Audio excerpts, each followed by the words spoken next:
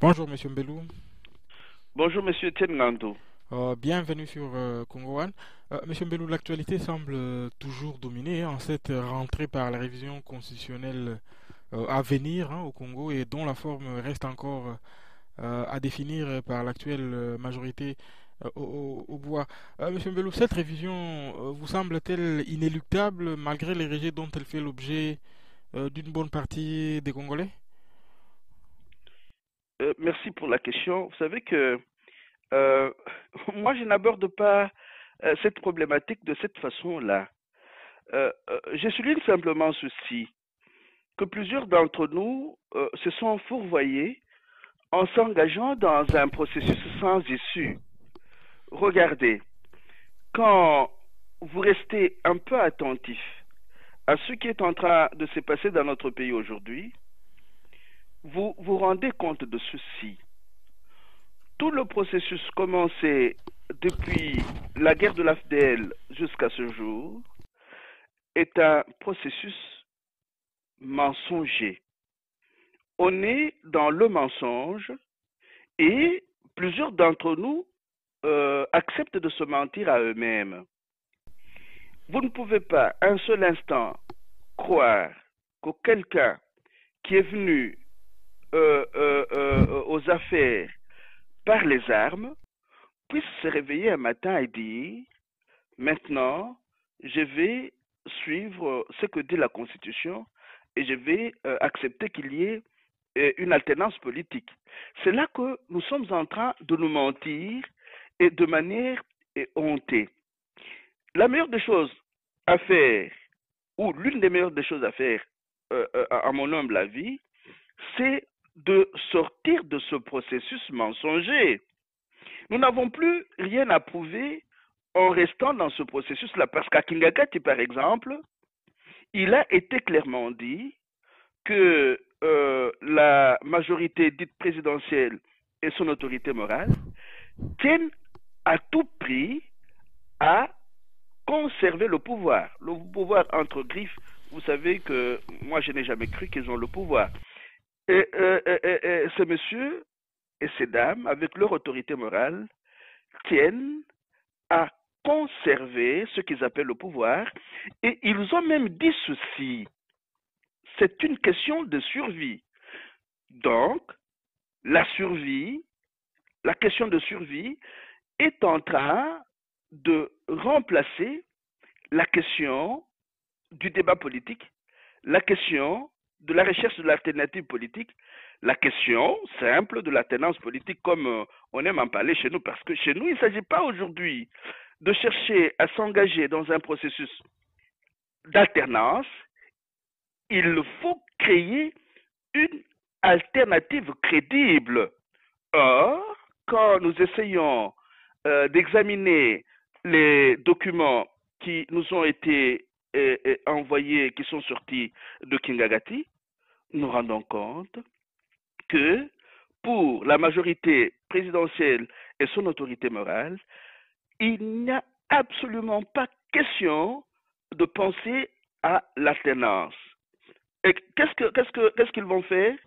Cette majorité présidentielle, euh, c'est turiféraire et son autorité morale.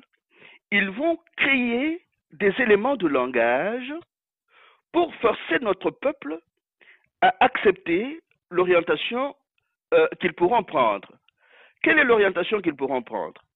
Ils peuvent recourir à la révision de la Constitution, comme ils peuvent créer une autre Constitution ou mettre sur pied un autre gouvernement qui va remettre à zéro les compteurs pour que leur autorité morale s'éternise au pouvoir.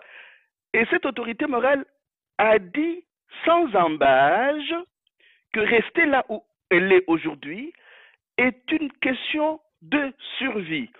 Ne faisons pas comme si nous n'avions rien entendu. Alors, on pourra encore se mentir à soi-même en disant, oui, voilà, on va tout faire pour que rien ne passe au référendum. Ou non, la machine est déjà lancée.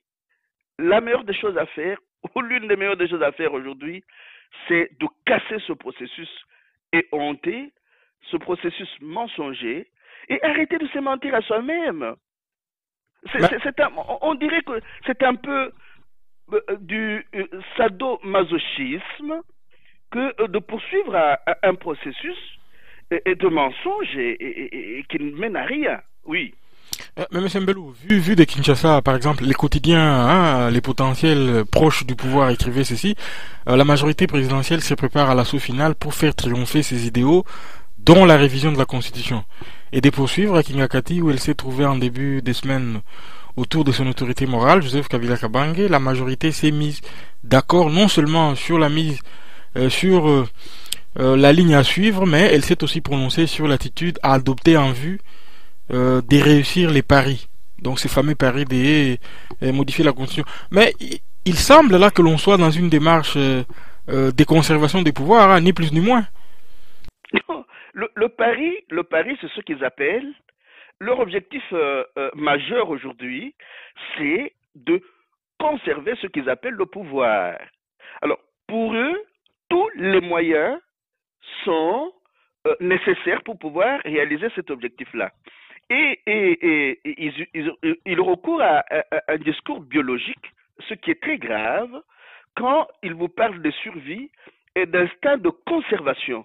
Donc, nous sommes tombés de la politique comme échange par le débat, par le discours, par des actions qui puissent rendre notre peuple et nos populations maîtresses de leur destinée, nous sommes tombés de ce niveau-là au niveau de la politique conçue comme moyen de survie, comme moyen aidant la clique qui tourne autour de cette autorité morale, comme moyen de pouvoir se conserver. Donc, il y a une prise en otage de tout un peuple par des anciens dinosaures mobutistes, par les nouveaux prédateurs kabylistes et par tout un réseau transnational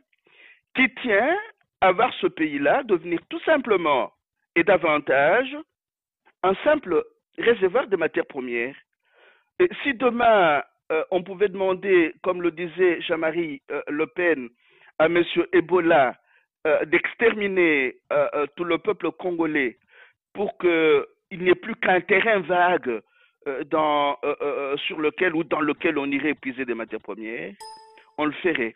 Donc, et une parenthèse, et vous savez que quand cette maladie-là s'est déclarée à l'est de notre pays, on a cherché à demander aux bienfaiteurs, aux philanthropes de trouver 3 millions de dollars pour pouvoir soigner nos compatriotes atteints par cette maladie. Donc ce n'était qu'une parenthèse. C'est-à-dire, conserver le pouvoir est devenu, pour les turiféraires de la majorité présidentielle et le réseau transnational, un problème de survie, un problème qui doit répondre à leur instinct de conservation. Donc, nous sommes tombés plus bas, nous sommes tombés au niveau bestial. Et cela risque d'être grave de conséquences. Et je le dis pourquoi. Quand vous lisez certains extraits de l'autorité morale de la majorité présidentielle, j'ajoute que chaque fois que je parle de l'autorité morale, je mets ça entre griffes. Quand vous lisez certains extraits de son discours, il dit sans embâche qu'il a une approche guerrière, martiale de la politique, où il écrase, elle écrase, ou elle est écrasée. Et cette autorité morale dit qu'il n'y a pas le choix. Donc nous allons, vous vous souvenez de l'un de mes articles, je disais que le Congo est en train d'aller vers des jours, des mois et des années très difficiles. Et certains de mes articles qui ont suivi cela font allusion par exemple au principe des vassaux salauds qui risquent d'être appliqués au Congo d'un moment à l'autre. Si nous ne restons pas attentifs à ce que ce camp des turiféraires, des dinosaures mobutistes et des nouveaux prédateurs kabylistes, si nous ne restons pas attentifs à ce qu'ils sont en train de concocter, le pays risque de basculer dans un bain de sang terrible. D'ailleurs, on parle déjà de la résurgence du M23 à partir de Kisangani.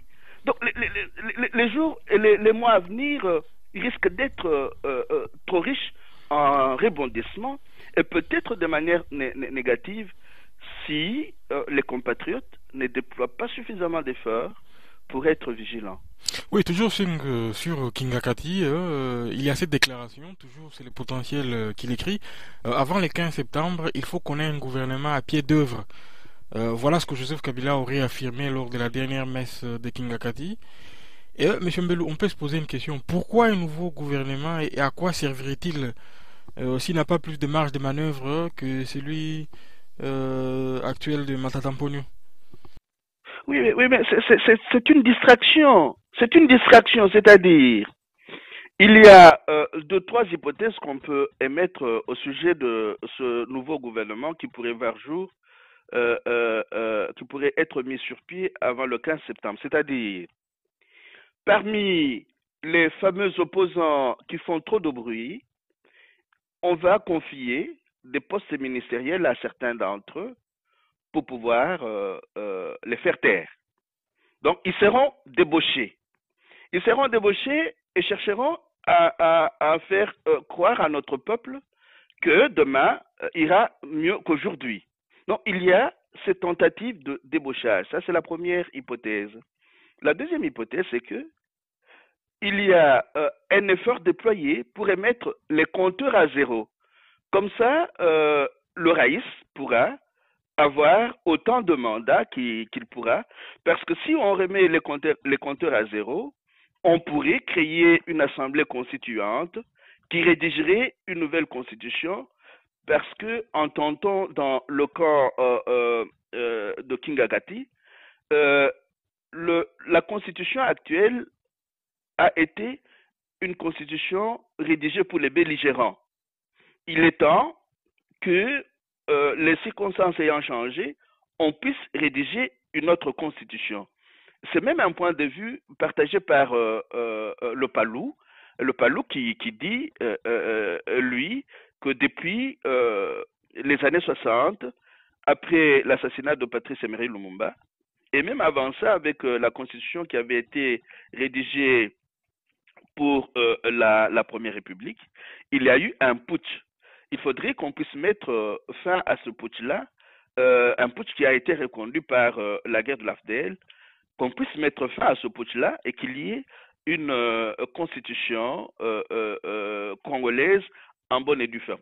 Donc là, il y a la deuxième hypothèse. La troisième hypothèse, et celle-ci, c'est que mettre un gouvernement en place aiderait les turiféraires du pouvoir actuel et le réseau transnational à pouvoir faire davantage main basse sur les richesses du Congo-Kinshasa. Donc, essayons de rester attentifs à ces trois hypothèses et l'hypothèse du débauchage, comme le bateau est en train de couler de l'une ou l'autre façon, et j'aimerais insister là-dessus, parce que même au cœur du camp de Kingagati, il y a eu un travail qui a été fait par le MSR, et le MSR s'est rendu compte dans ses partisans, plusieurs n'acceptent pas de pouvoir s'engager sur la voie qui est en train d'être tracée maintenant. Donc, à l'intérieur de la fameuse majorité présidentielle, il y a des compatriotes, et ils sont plusieurs, qui ne croient pas qu'on puisse redonner aux détenteurs du pouvoir actuel la chance de pouvoir continuer sur leur lancée comme si de rien n'était. Donc, essayons de rester attentifs à ces trois hypothèses et essayons aussi de travailler pour éviter la surprise. si les compatriotes ne comprennent pas qu'ils doivent travailler en profondeur pour éviter que l'histoire ne puisse être au Congo-Kinshasa un éternel recommencement, nous risquons de n'avoir que nos yeux pour pleurer demain. Vous-même avez écrit un texte intitulé À Kingakati, la MP et les raïs font de la politique une question de survie. Et sur ce sujet, hein, vous y affirmez que la politique au Congo, Kinshasa est en train de se convertir assez profondément en une question de survie d'un groupe d'individus ayant peur de rendre des comptes à la population congolaise sur sa gestion catastrophique du pays depuis la guerre de l'AFDEL. Et vous suivez ceci, hein, ce texte a un côté interpellant. Pourquoi affirmez-vous cela? Oui, le texte a un côté très interpellant. Je l'affirme parce que plusieurs d'entre nous disent souvent que M. Joseph Kabila ne parle pas, c'est un taiseux. Mais quand vous lisez ces discours tenus à Kingagati, vous remarquez ceci. Il est resté fidèle à son approche de la politique au Congo depuis qu'il est là. Et j'ai eu recours à un texte publié par la Fédération internationale des droits de l'homme, un texte auquel beaucoup de nos compatriotes que je connais ont contribué. Ce texte a été rédigé en 2009. Ce texte revenait sur ce qu'il y avait eu lieu en 2006 après les élections bidons ayant opposé M. Joseph Kabila, M. Jean-Pierre Bemba. Et déjà, dans ce texte, vous pouvez lire ce que vous retrouvez dans les dires de M. Joseph Kabila à Kingagati. Qu'est-ce que ce texte dit? Ce texte dit, entre autres, à son deuxième chapitre, qu'il y a une répression indiscriminée à l'endroit de ce que les forces qui sont venues de l'extérieur appellent opposition au Congo. Donc, toutes les voix discordantes sont assimilées à l'opposition. Et quand vous lisez le texte de M. Joseph Kabila à Kingagati, il dit entre autres ceci, qu'il avait été naïf pour avoir cru que l'opposition pouvait contribuer à l'avancement démocratique du pays. Il était naïf parce qu'il s'est rendu compte que dans cette opposition, il y a des gens qui ont de la haine et qui cherchent à se venger. Et dans un autre extrait de son texte, il dit qu'il n'y a pas lieu de se poser la question de savoir s'il faut ou pas conserver le pouvoir. Ce qu'il faut, c'est de faire comme quand on est au combat, où on n'a pas peur et on va au front avec l'espoir de gagner, ou on recule et on est écrasé. Et quand vous lisez le texte de la FIDH, qui est intitulé La République démocratique du Congo, République démocratique du Congo, dérive autoritaire, vous avez entre autres ce petit texte, cette petite phrase, on va vous écraser. Vous avez des compatriotes qui, à partir de ce moment-là, avaient peur d'être écrasés et qui ne sont plus de ce monde. Entre autres, M. Floribert Chebeya. Et quand vous allez vers ce texte publié par la FIDH, vous comprenez que la décision de pouvoir écraser toutes les voix discordantes est une constante de l'approche martiale de la politique propre au camp de Joseph Kabila.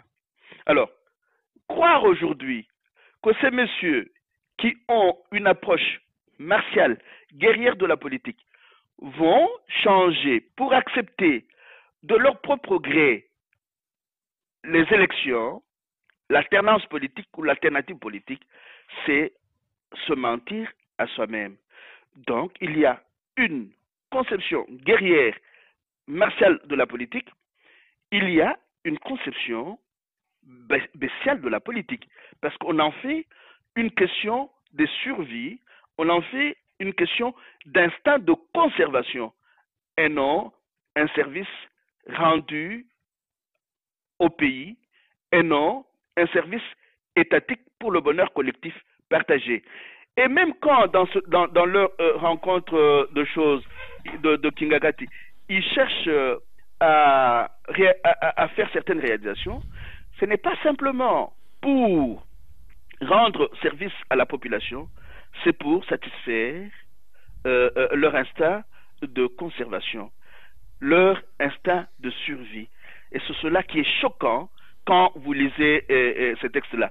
Mais ça ne peut pas choquer outre mesure si nous restons attentifs à notre histoire avec ces messieurs qui sont venus de l'extérieur.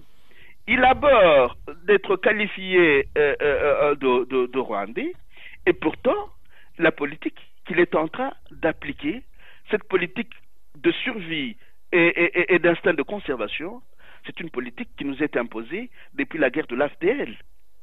Hein? Essayons de ne pas oublier cette histoire, et je rappelle encore une fois le titre d'un livre que plusieurs d'entre nous ont oublié, le livre de Charles Nana, Europe, crime, censure et censure au Congo, les documents qui accusent. Très bien. Au-delà même de la révision constitutionnelle, hein, certains ont parlé d'un scénario d'une nouvelle constitution qui consacrerait la quatrième république. Hein, ainsi, les compteurs seraient remis donc à zéro et ne se poserait plus la question de la limitation des mandats qui frapperait Joseph Kabila. Est-ce que cela vous paraît plausible ou s'agirait-il simplement des spéculations? Non, ce ne sont pas des spéculations. C'est ça que le camp de Kingakati est en train de poursuivre comme objectif, c'est-à-dire rester éternellement à la tête du pays entre griffes. Leur texte dit, entre autres, ceci: la majorité présidentielle a le meilleur projet de société pour le Congo. Nous devons rester là. Même si, et ça c'est aussi important de le souligner, dans les débats qu'ils ont eus, il y a eu quand même des compatriotes qui ont invité les autres à pouvoir réfléchir. Parce que c'est facile de débiter des histoires du genre, oh voilà, nous avons le meilleur projet de société. Mais vous avez eu des compatriotes à Kingagati qui ont dit, non, ne faisons pas comme si nous vivions dans un vase clos. Tâchons de rester à l'écoute. Et quand le MSR a exposé le travail qu'il a fait, il a entre autres dit ceci: voilà, sur nos 26 fédérations, il n'y a eu que 3 fédérations seulement à pouvoir croire que les choses peuvent changer et aller dans ce sens-là.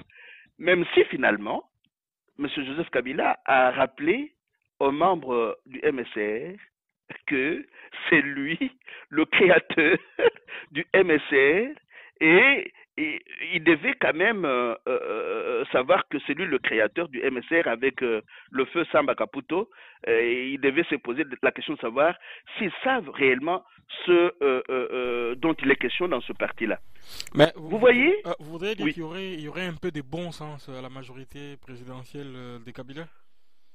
Oui.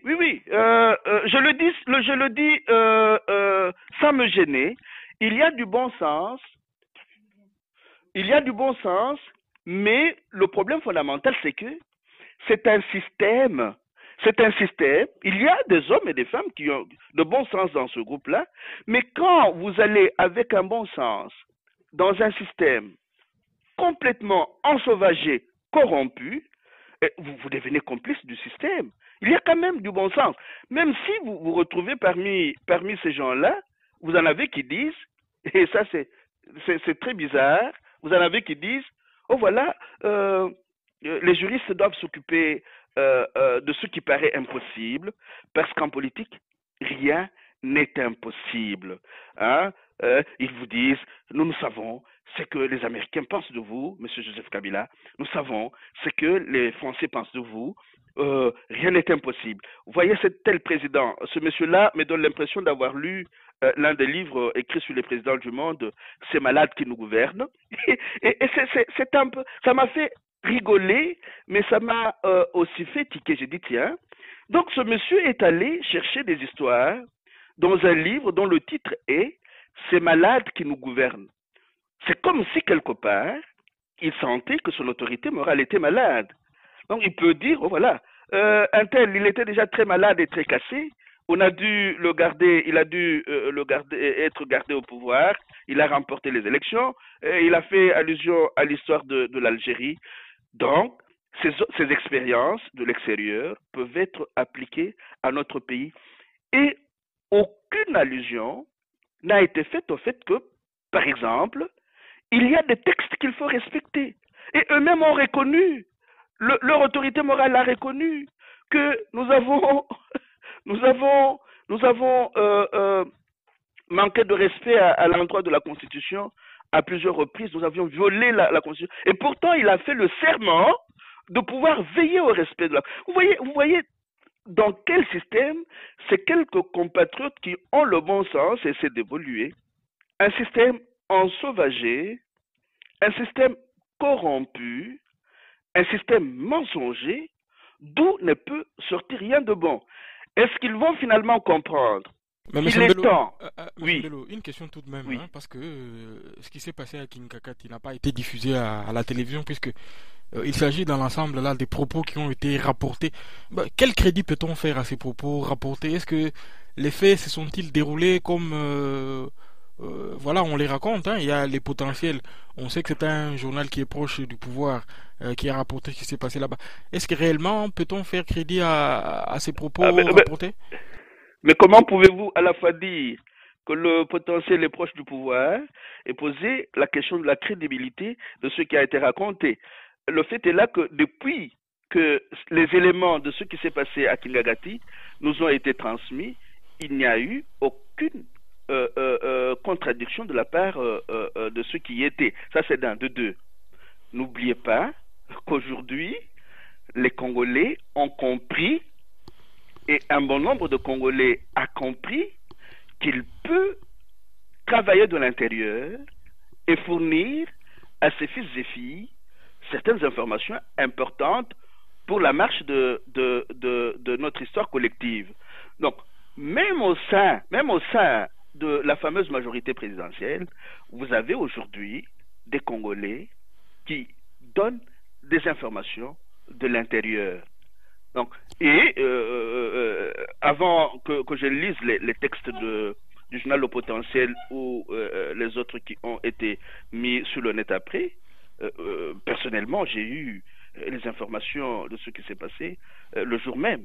Donc, il y a des amis, comme toujours. Vous savez que quand on corrompait à la chose au Parlement, à l'Assemblée nationale, nous avions les informations à la minute. Nous avons des amis qui travaillent dans ce système-là. Et aujourd'hui, nous leur disons, est-ce que vous ne trouvez pas que c'est abrutissant de pouvoir poursuivre le travail dans un système ensauvagé?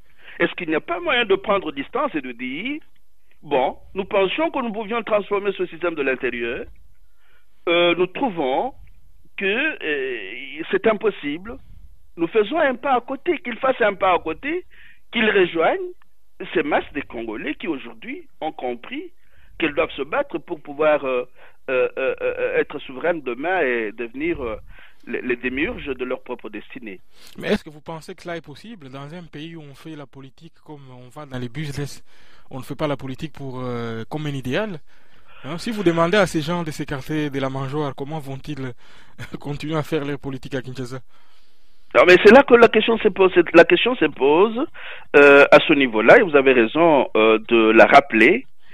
Il est temps que les compatriotes comprennent qu'on peut manger autrement qu'en allant à la mangeoire où l'on risque d'avoir des ampoules dans sa bouche. Hein? À force de pouvoir tomber sur les nids, on peut attraper des vipères. Hein?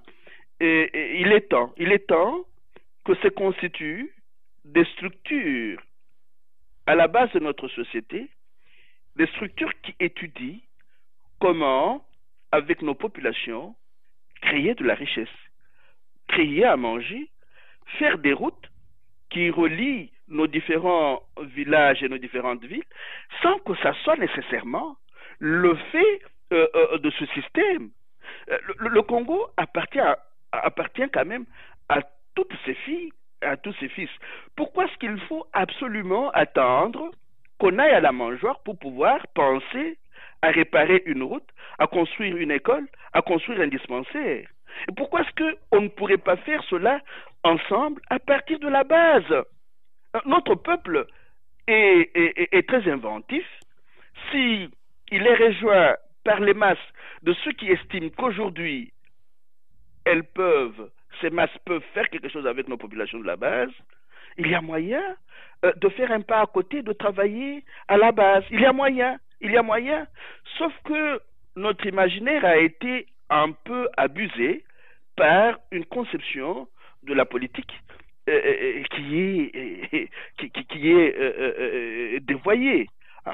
Il y a comme une urgence à pouvoir réavoir une autre approche de la politique, à pouvoir inventer un imaginaire alternatif, à pouvoir comprendre qu'on ne peut pas laisser reposer sur les épaules d'une clique d'amis turiféraires, dinosaures, nouveaux prédateurs. On ne peut pas laisser sur leurs épaules le poids de tout un pays, le pays aussi grand que le Congo.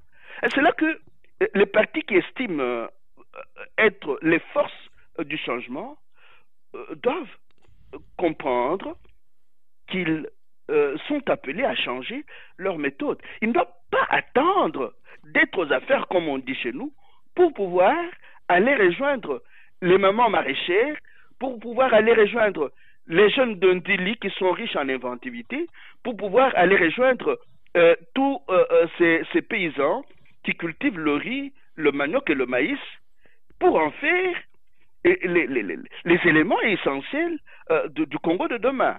Il y a une démarche à faire dans ce sens-là. Donc, on vient à Kinshasa faire de la politique, mais il est important que l'on commence aussi à aller à Kabaïka Mwanga, qu'on commence à aller à Nituri, mais qu'on aille un peu plus à la base pour travailler avec nos populations. C'est cela aussi faire de la politique. C'est un devoir citoyen que d'aller travailler avec nos citoyens à la base pour pouvoir produire ce qu'ils doivent manger et boire. Monsieur Mbelou, après la tenue du sommet de Washington, les sommets Afrique à Washington, plusieurs de nos compatriotes continuent à s'accrocher à véhiculer l'idée que ce sont les parrains occidentaux qui ont décidé d'en finir avec Kabila et qu'il serait bon pour nous, pour eux, de s'associer aux parrains occidentaux pour créer cette alternative au pouvoir. Partagez-vous cette lecture des faits? Je suis un peu dubitatif sur les intentions de Washington. Je vous dis pourquoi. J'ai toujours demandé à certains de mes proches et amis de me citer 3, 4, 5 pays que Washington et le Pentagone ont aidé. Comment c'est 3, 4, 5? Et je me pose encore cette question. Nous voyons aujourd'hui la Libye détruite, la Syrie attaquée, l'Irak détruit, l'Afghanistan détruit, l'Ukraine est en train d'être détruite par les mêmes forces impérialistes. Et nous estimons que nous sommes les plus beaux, les plus intelligents, les plus sages, chez qui les partenaires, comme on les appelle abusivement, viendraient pour que le bonheur puisse être partagé. Non, j'ai dit, là, est-ce que nous ne sommes pas complètement à côté de la plaque? Et ça serait aussi un peu lié, j'ai dit un peu lié au fait que nous nous instruisons de moins en moins, nous commentons ce que nous voyons à la télévision, et pourtant, la télévision est une machine de fabrication de mensonges. Il y a beaucoup de médias mensonges aujourd'hui parce que les forces, le 1% des forces qui dominent le monde, dominent les médias. On s'instruit de moins en moins. Je ne cesse de vous citer le livre de Chalonana, mais je peux recommander la lecture de 2 livres d'un citoyen canadien naturalisé américain, Peter Dal Scott, La machine de guerre américaine et La route vers le nouveau désordre mondial. Quand on n'a pas lu ça, quand on oublie que ce qui s'est passé dernièrement à Washington, c'est des choses prévues il y a déjà plusieurs années avant, qu'à Washington ou au Pentagone, on ne travaille pas comme nous le faisons, nous. On ne travaille pas sur 2, 3, 4 ans. Non. On travaille sur 10, 20, 30, voire même 100 ans. Le livre de Peter Dal Scott que je vous cite là, la route vers le nouveau désordre mondial a comme sous-titre 50 ans d'ambition secrète des États-Unis. Mais si on ne s'instruit pas, aujourd'hui, certains compatriotes sont d'avis qu'il ne sert à rien de lire. On lit trop, on ne fait que lire, écrire. Mais si on ne s'instruit pas, comment va-t-on créer un imaginaire alternatif? Si on reste sur les médias mensonges, comment peut-on créer un imaginaire alternatif? Il est arrivé qu'au cours des émissions faites avec vous, je recommande que les compatriotes qui ont encore un peu de temps aillent par exemple sur Le Grand Soir, aillent sur Voltaire, aillent sur Michel Colomb.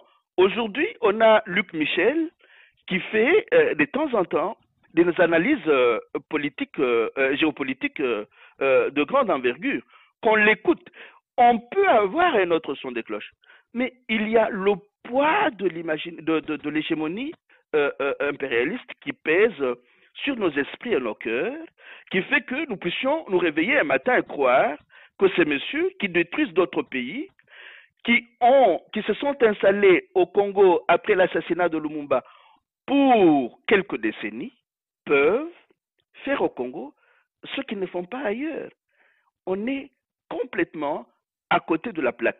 Mais, il y a un mais. Si ces messieurs peuvent être pris à leurs mots, c'est possible. Or, nous savons qu'ils opèrent toujours avec un double discours. Il y a le discours officiel et le discours officieux. C'est cela qui a conduit un Américain, un professeur d'université, qui c'est Noam Chomsky, a écrit un livre intitulé La doctrine des bonnes intentions. Souvent, ce qu'on nous dit, ce sont des bonnes intentions. Mais les bonnes intentions ne remettent pas en question la politique profonde menée par les acteurs majeurs de la politique américaine. Quels sont ces Congolais qui prennent aujourd'hui le temps et le courage d'affiner dans la politique profonde américaine?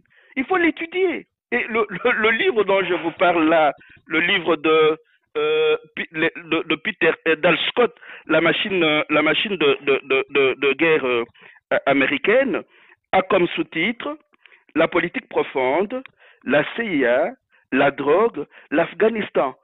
Quand on ne connaît pas la politique profonde américaine, on doit se garder de pouvoir faire trop de déclarations sur la doctrine des bonnes intentions américaines.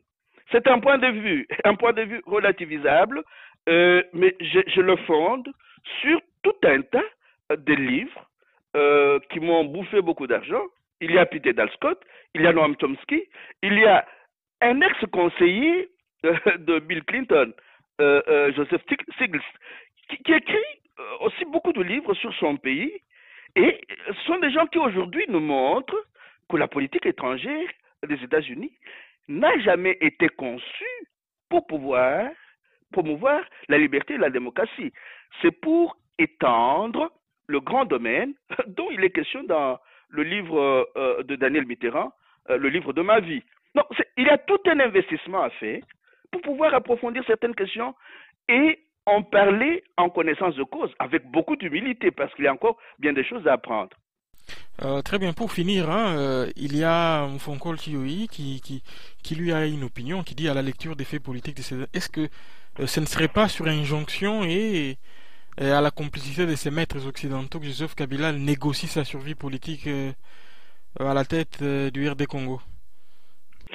Et quand vous lisez les éléments le verbatim qui nous a été envoyé après Kingagati, l'un des proches de Joseph Kabila dit que quand ce dernier est allé à chose aux États-Unis, il a trouvé un russe Gold conquis. Et ce que nous ne devons pas oublier, c'est aussi ceci. Il y a eu une signature d'une alliance publique-privée au mois de novembre 2011 à Kinshasa. L'alliance publique-privée impliquait plusieurs multinationales proches de M. Russfeld. Donc, et là, je renvoie encore à un livre, le livre de Ralph Kusters, Chasseur des matières premières.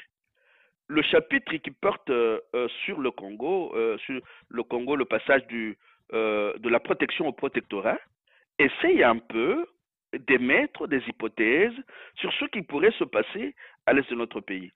N'oublions pas que quand ils sont allés à Washington dernièrement, Washington a dit clairement qu'il veut faire son business avec le Congo. Et un certain chantage pourrait conduire